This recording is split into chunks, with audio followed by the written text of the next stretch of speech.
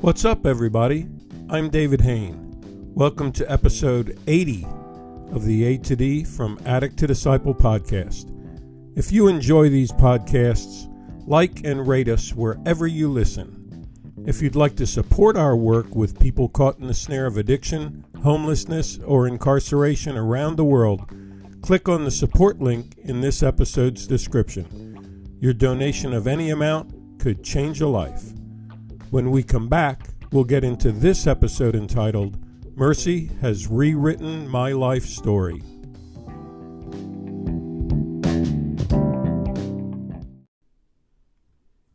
Welcome back to episode number 80 of the A to D from Addict to Disciple podcast entitled, Mercy Has Rewritten My Life Story.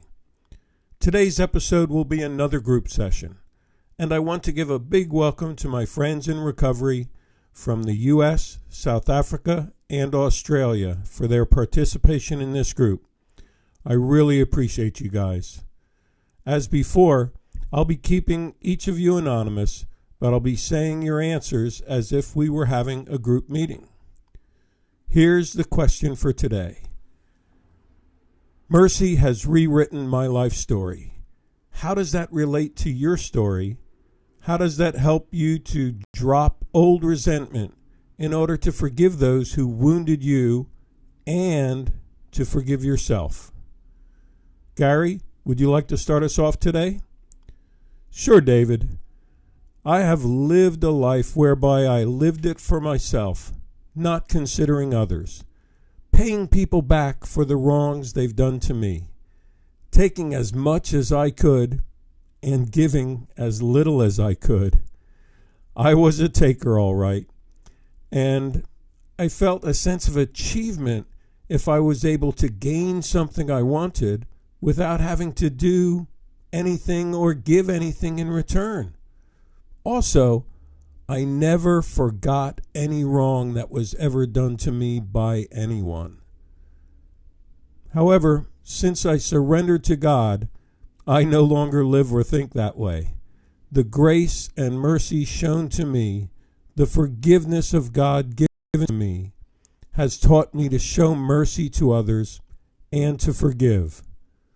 So, as a result, I am now giving back freely of myself to serve others, and it feels good. Wow, that's a great start, Gary.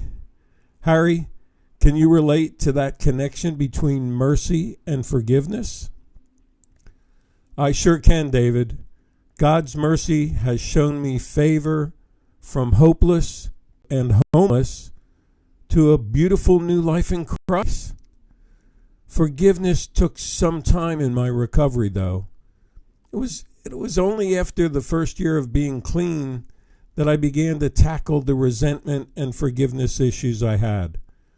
For me, it was very embarrassing and emotionally difficult to address it earlier in my recovery.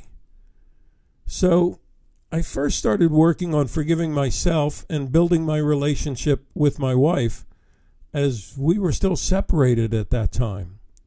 I believed that God would restore my life and prayed every day for His forgiveness for all of my wrongdoings.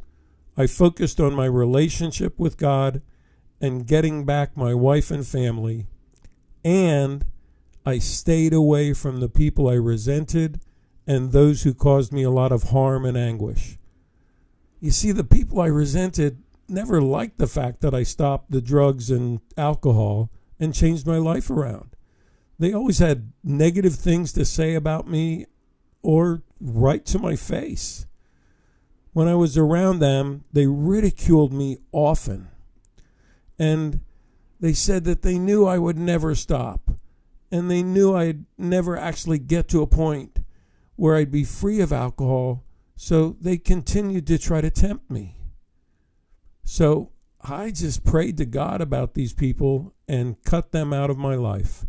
It's been almost 8 years now that I don't talk to them or visit them.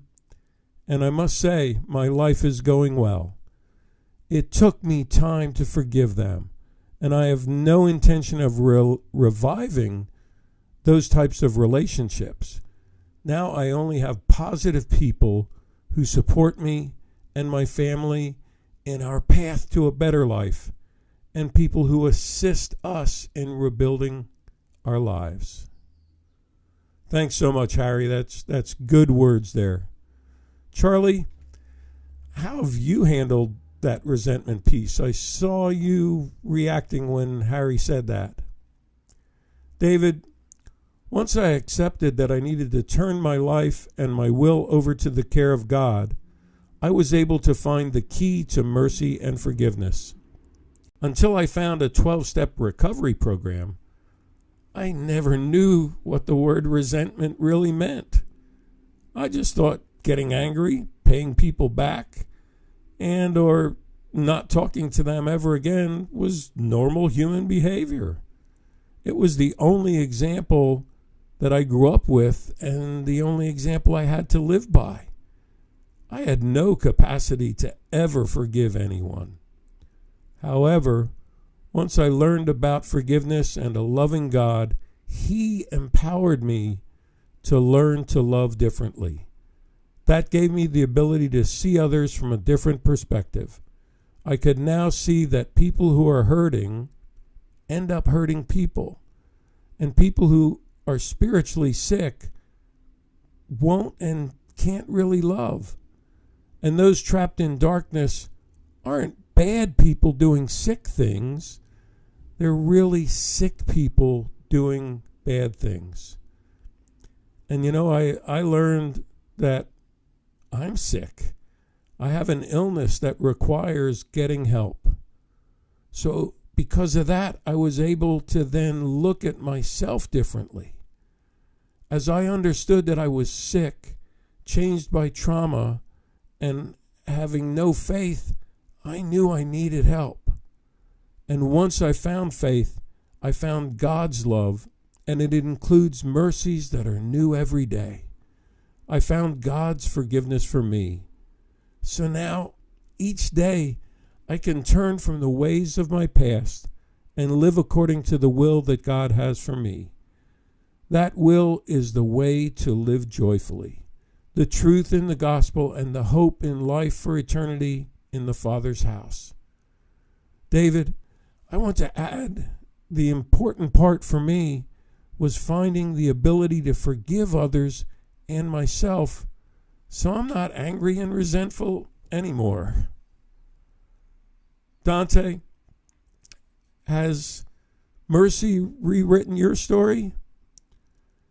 David, for me, one of the greatest measures of mercy in my recovery was the relationships that God brought into my life. One was the relationship with other men in the ministry and doing work for the Gideons. Another was a relationship with pastors at my church who intentionally and wholeheartedly fed into my spirit and my life. My wife, incredible. And what was one of the greatest measures of mercy, in my opinion, was the fact that God gave me a daughter. Being steeped in porn for so long that He would trust me with a daughter. Honestly, I was blown away, blessed, and I still am. Shaw, Dante, that's deep, deep stuff. Eddie, are you ready to add something? Yes, David, and I agree. What Dante just said about mercy really touched me, and it reminds me of a song by C.C. Winans. The lyrics go like this. Mercy said no. I'm not going to let you go. I'm not going to let you slip away. You don't have to be afraid. Mercy said no. Sin will never take control. Life and death stood face to face. Darkness tried to steal my heart away. Thank you, Jesus. Mercy said no. I just love that song, David. And all I can say is that I got through what I did because Jesus was not done with me yet. After I stopped my addictions, I began to soar in every spirit of my life. I won the best salesman in the whole of McCarthy Group and won an overseas trip. I did that for 7 years in a row thereafter. The same year I made my wife an honest woman, and I married her. The next year I bought my first house, and I just grew, and the blessings just kept flowing. Today, I am where I am only by God's grace.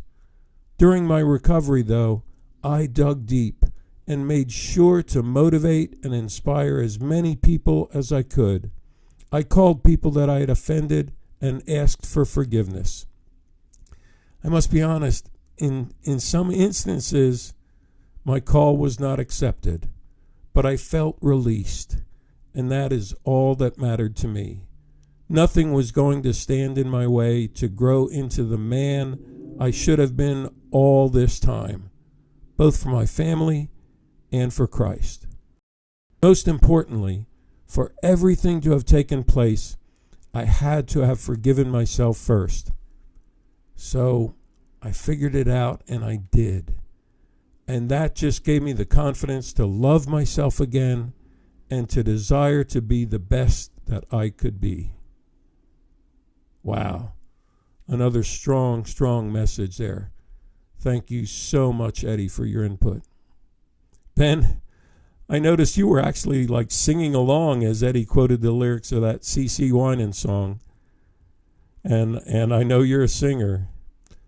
Yeah, David, I just got to say, Mercy has rewritten my life story 100%. I love that title, and it's true for me. And yes, it also reminds me of the lyrics to another song. I think the chorus says, "Mercy refused and love took my place. There on the cross where justice met grace. Mercy refused to let me die. Jesus the Lamb was crucified. Though rightfully death wanted me, mercy refused." There's a lot to unpack in that chorus, but when I think of mercy and how I deserved not only to die by the way I was living, but to definitely not be as blessed as I am now, that mercy shielded me and said, "No, we're going to not only give you another chance, but God has even decided to bless me as if I had gotten it right all along." That blows my mind away. And while we're on song lyrics in this meeting, the lyrics to one of the songs my own brother wrote about me are probably more apropos than anything. He wrote a song about how I caused so much pain in everyone's life that was connected to me. But at the very end of the song, he hits a final chorus and sings, "Everyone forgave." And he sings it over and over and over again. He sings those words, "Everyone forgave." I remember listening to that song while I was in prison. He was allowed to bring the song in on a CD. And if anybody remembers what CDs are, that's what I listened to when I was in prison. I sat in the visitation hall and listened to his song and cried like a baby. It's amazing to me how music can speak where spoken words often fail. But now I can definitely see where mercy has rewritten my entire life. And once the warm liquid love of family and true forgiveness pour over your self-condemnation and hate for your own self, and even some of the anger you may have towards other people, I don't think anything can stand up to the power of mercy as it is actually acted out in real time. David and guys, I'm grateful to be on this side of the fence that I'm now on. Shaw, guys, thanks for another deep and powerful group session. And I just love the way you guys stay transparent and open up. Thanks again.